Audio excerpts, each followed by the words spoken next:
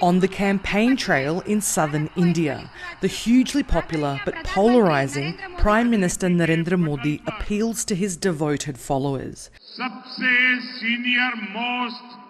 He's whipping up support for candidates allied with his party, the BJP, including this man.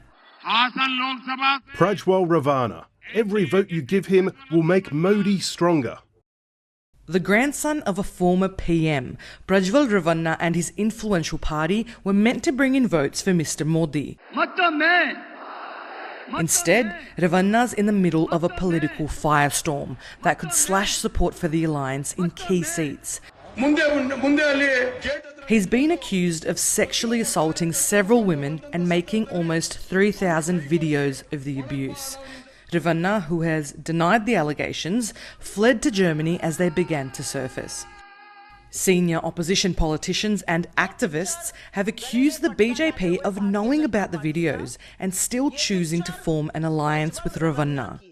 The ABC has also seen a letter dated last December, sent by a party member to a BJP minister about the allegations. Despite knowing every detail, how could you make a man who's so engrossed in sexual violence, sexual crime against women, your candidate? Mr. Modi says it's the opposition state government's responsibility to investigate the incident, but added he condemns the behaviour. I am of the clear view that there should be zero tolerance for such people. Stringent punishment should be given. This isn't the first time an Indian politician has been accused of sexual violence. In February, dozens of tribal women from a fishing village accused a leader from a different party, the TMC, of sexual abuse. One of the alleged victims has now been endorsed by Mr. Modi as an election candidate. The level of torture has crossed its limit in the hands of the TMC hooligans, so my mothers and sisters here are not safe. Mr. Modi held her appointment up as an example of how his party was empowering women.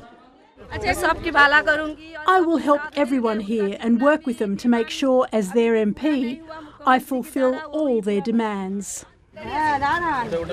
But the move was panned by some as little more than political point scoring. Every single day I get calls where girls are raped, killed, like in most brutal manner. But why they pick and choose the cases where they went all the way to Sandesh Khali and encouraged her to speak, and then when she reports, you give her a ticket.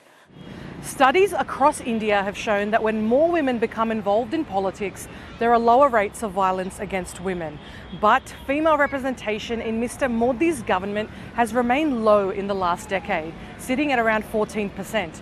And activists say the few women who do wield power are at risk of becoming victims. As long as women's political future will depend on these male politicians and under their control, well, women will face this kind of harassment. Because immediately that whole patron-client relationship develops. Immediately somebody is a giver and somebody is a taker. Statistics show women are an increasingly influential group of voters, outstripping men in some parts of India. And the major parties have devoted significant time in their campaigns to courting them. For the BJP, women's safety and dignity is paramount. Policy experts say some of Mr. Modi's welfare schemes have helped women living below the poverty line, but they say not enough is being done to reduce violence against women. The way 97,000 rape cases are pending in the courts are not delivering justice to these girls, and the way everybody points finger to the women. The victim is blamed, not these politicians, not these men who are brutalizing them or who are sexually harassing them. India's 6-week election period continues, with results due June 4th. Meghna Bali, ABC News, New Delhi.